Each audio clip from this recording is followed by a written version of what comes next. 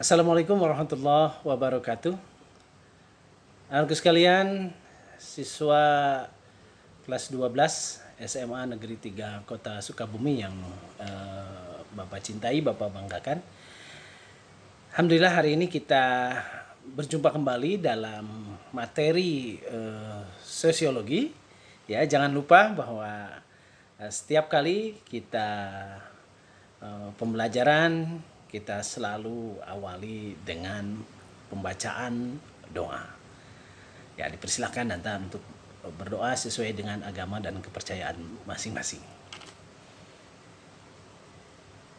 Ya, anak-anak sekalian, seperti biasa, kalau kita bertemu di kelas, maka saya selalu memimpin Anda untuk melakukan tepuk sosiologi. Ya. Kalau sedang duduk, begini tepuk sosiologinya, ya. Bapak contohkan, ya, tepuk sosiologi. Yes, iya, cukup seperti itu. Anak sekalian yang Bapak cintai, kalau pada minggu kemarin kita sudah mempelajari tentang teori-teori perubahan sosial, kemudian Anda juga mengamati perubahan yang terjadi di lingkungan sekitar Anda yang sesuai dengan konsep atau teori perubahan sosial itu. Dan terima kasih Anda sudah menyampaikan tugas dengan baik, dan bagi yang belum silahkan Anda bisa menyusulnya. Anak-anak sekalian, selanjutnya kita akan melihat bagaimana bentuk-bentuk perubahan sosial yang terjadi dalam kehidupan dalam kehidupan sehari-hari. Ya. Yang pertama, bentuk perubahan sosial yang lambat, atau yang disebut dengan evolusi. Perubahan secara lambat ini memerlukan waktu yang lama. Biasanya perubahan ini merupakan rentetan perubahan kecil yang saling mengikuti dengan lambat.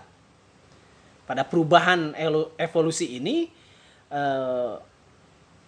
perubahan terjadi dengan sendirinya tanpa rencana atau kehendak tertentu. Ya. Jadi perkembangannya lambat. Dari waktu ke waktu secara bertahap. Itu teori evolusi. Kalau dalam teori yang mungkin Anda kenal, mungkin salah satu contohnya bagaimana perkembangan tahap manusia dalam peradaban ini. Ya, mulai dari zaman primitif, tradisional, kemudian zaman modern. Ya, itu tidak serta-merta terjadi begitu saja, tetapi terjadi secara lambat. Oke, Anda nanti bisa mengambil contohnya seperti apa. Selanjutnya, bentuk perubahan yang cepat atau istilahnya disebut revolusi.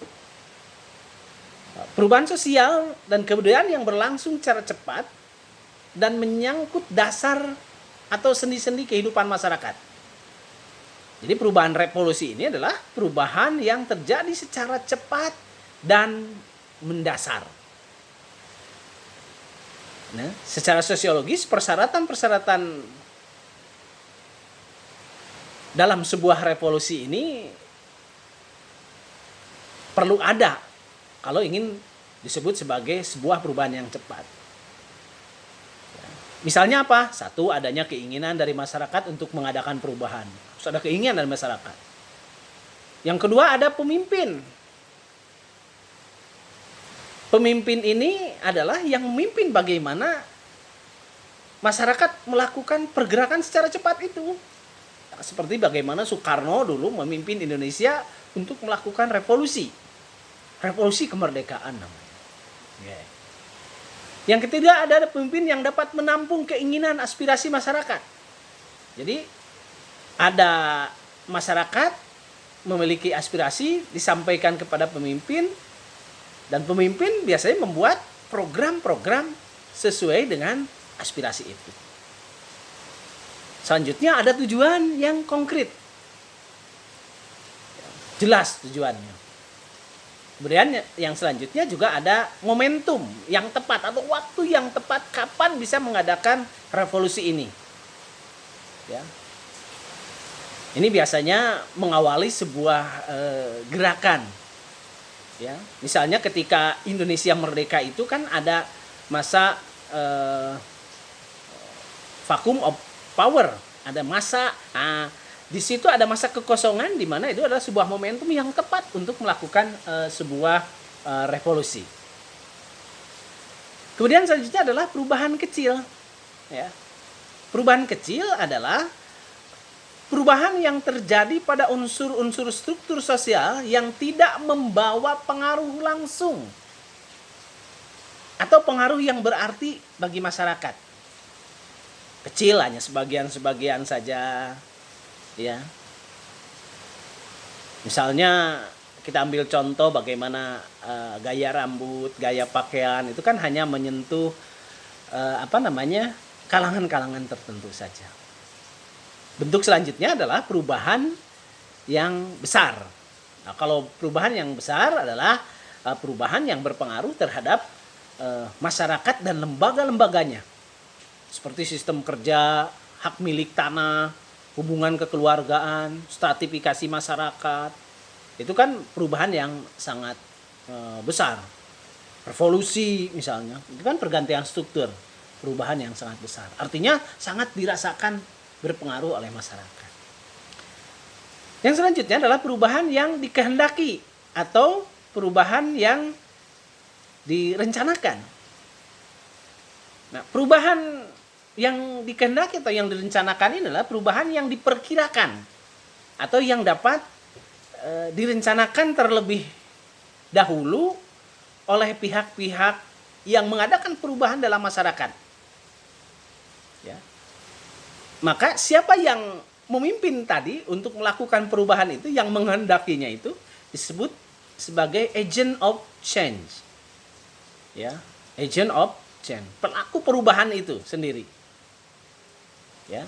Cara untuk memengaruhi masyarakat dengan sistem yang teratur dan direncanakan terlebih dahulu, ini biasanya disebut social engineering atau rekayasa sosial. Ya. Atau sering juga disebut sebagai social planning atau perencanaan sosial. Jadi perubahan yang kehendaki adalah perubahan yang direncanakan oleh agent of change tadi, oleh masyarakat.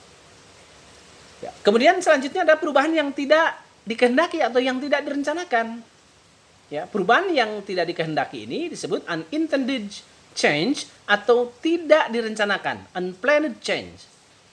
Ya, unplanned change itu adalah perubahan yang tidak direncanakan, merupakan perubahan yang terjadi di luar jangkauan pengamatan masyarakat atau di luar kemampuan kita sebagai manusia. Ini biasanya perubahan yang tidak dikehendaki ini menyebabkan timbulnya akibat sosial yang tidak diharapkan oleh masyarakat. Contoh sekarang misalnya terjadinya pandemi global, ya COVID-19 ini. Ini adalah sebuah perubahan.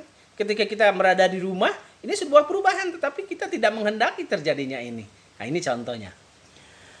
Kemudian selanjutnya adalah perubahan struktural dan perubahan proses. Kalau perubahan struktural adalah perubahan yang sangat mendasar yang menyebabkan timbulnya reorganisasi dalam masyarakat. Terjadi perubahan struktur, misalnya terjadi perubahan presiden, pergantian presiden, itu kan otomatis di bawahnya menteri-menterinya, kebijakannya, menteri berganti, kurikulum berganti untuk sekolah, atau kegiatan yang lain, program yang lain di kementerian yang lain juga berganti. Ini perubahan struktural. Nah, kemudian yang selanjutnya adalah perubahan proses. Ya, ini adalah perubahan yang tidak mendasar. Perubahan tersebut hanya merupakan penyempurnaan dari perubahan sebelumnya. Misalnya ada penyempurnaan kurikulum di dalam sekolah dan lain sebagainya yang sifatnya hanya memoles agar terjadi perubahan, tetapi sifatnya tidak mendasar. Nah, anak-anakku sekalian, itulah beberapa bentuk perubahan sosial yang bisa kita lihat di dalam kehidupan sehari-hari. Terima kasih. Inilah pembelajaran sosiologi untuk hari ini.